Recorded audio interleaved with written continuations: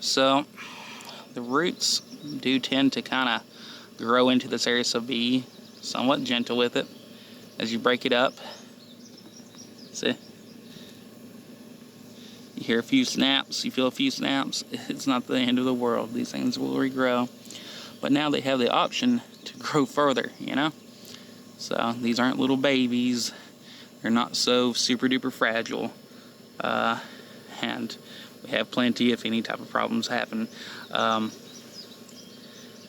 really recommend trying to plant these during the cooler part of the day, but you gotta do what you gotta do. So, alright. See, these plants now have a little guard around them, but they have full ability to start stretching out. So now we can put those down in there.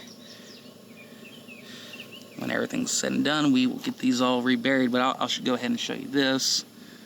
So a little bit hard with one hand, so whatever, but bam, bam, bam, and we're gonna add a little bit more in here just to make sure everything's good and covered.